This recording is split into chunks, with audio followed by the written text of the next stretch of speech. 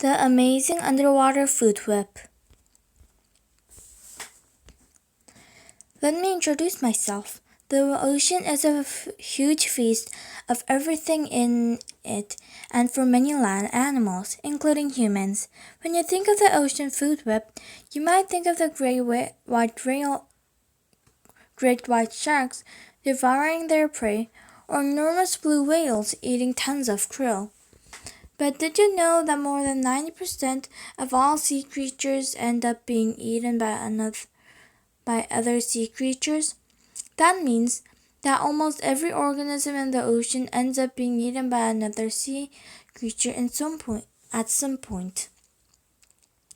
There are little organisms that almost always get eaten, but do not actually eat anything themselves.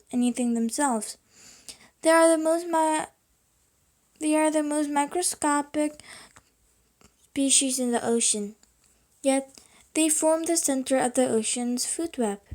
Some people might think it's a raw deal to be food for everybody else. However, I find it to be quite a powerful job. Let me introduce myself properly. Plankton is my name. I'm an algae, which is almost like a very tiny plant. But unlike plants, I don't have roots. I'm free to float around the ocean currents. I prefer to remain near the surface of the sea.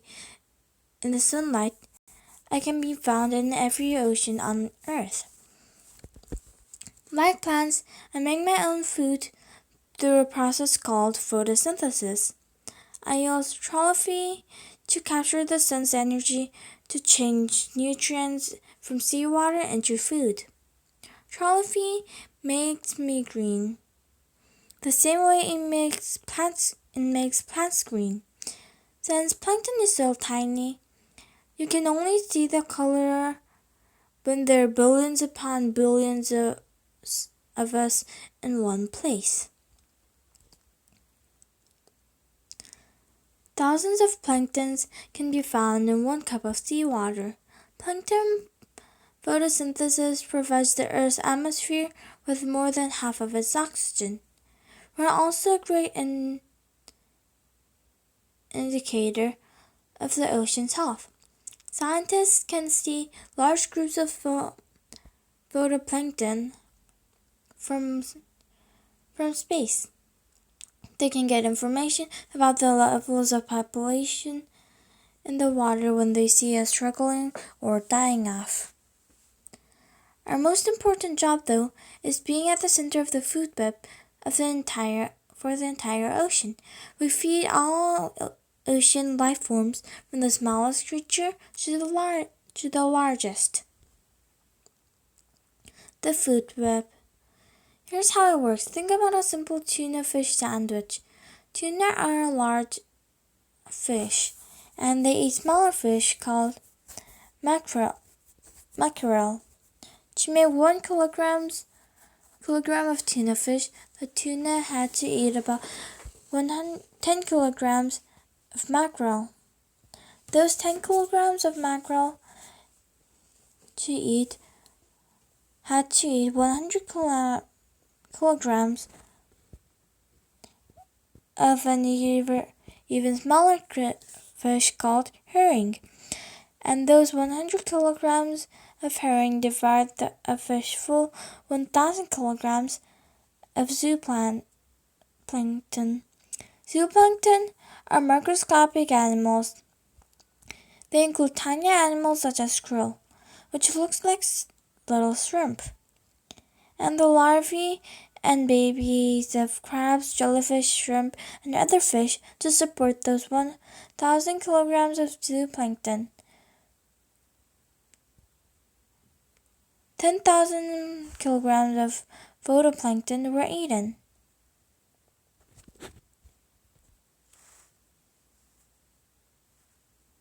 To give you the idea of how much life I support, I'll take you through the ocean. We'll explore the surface where I live down to the ocean floor. Life in the sunlit zone. The euphotic zone, or sunlit zone, is the top level of the ocean. It extends about 200 meters from the surface. There's lots of sunlight there. This zone is where most of the animal species in the ocean are found. Almost all the seafood eaten by humans comes from the euphotic zone. Clams, mussels, and oysters live on shallow ocean floors. Lobsters and crabs scuttle about in coral reefs and among seaweed beds. Most species of fish, including salmon, tuna, mackerel, cod, and swordfish, stay up in the sunlit zone where there is plenty to eat and good light for hunting. The euphotic zone is also home to coral reefs, which hold most of the ocean's plants and animal species. These fragile and beautiful areas are formed by the skeletons of small animals called coral pollies. Sea fans, brain coral, angelfish, sharks, shellfish, and crabs all make it the coral reef a colorful and busy place.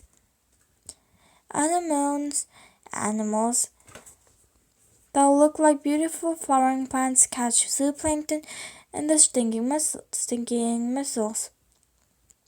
Jellyfish swarm in massive numbers, attracting the sea turtles that love to eat them.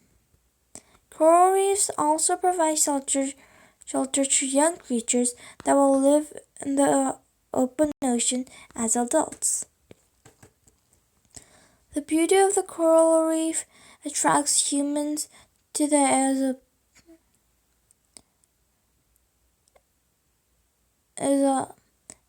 exotic zone. They take thousands of tons of fish, both for food and for pets, in tropical aquariums. This human activity, along with population, threatens the well-being of coral reefs. Coral polyps are killed by pollution. Boat motors break them and divers crush them. Once the corals die, all the reef life suffers too. One non-destructive way to see ocean life is in isotopic zones is to visit a tide pool. A tide pool is a small pool of water that remains on the land where the tide goes out. Here you can find mussels, sea stars, urchins, clams, barnacles, and snails. You may spot a hermit crab scurrying about in another animal's shell. All of this sea life depends directly or indirectly on phytoplankton. The twilight zone. As you go below the exotic zone, the water begins to get darker, cooler, and heavier. You're now entering the twilight zone, also called the dysphotic zone. It begins at about 200 meters and goes to a depth of about 1,000 meters.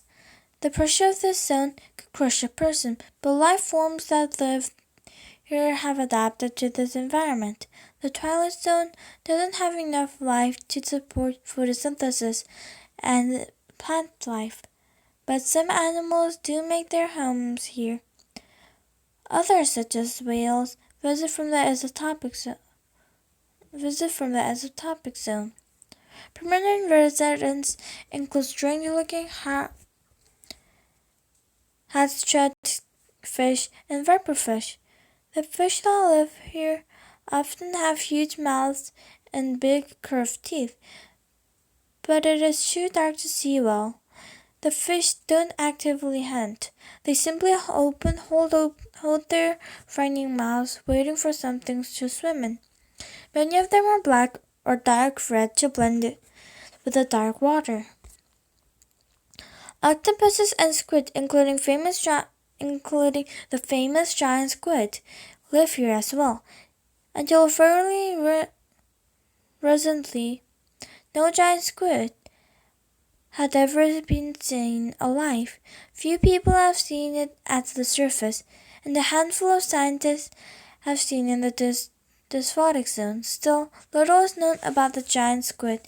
Many animals in this zone depend on a diet of what scientists call marine snow. This is a nice name for the dead plankton and zooplankton.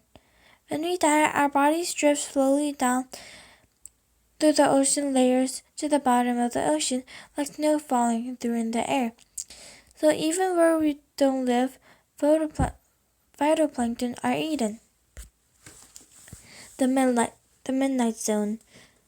The totally dark region of the ocean contains 90% of the ocean's water, but little life. The midnight zone, or aquatic zone, extends from 1,000 to 5,000 meters and below.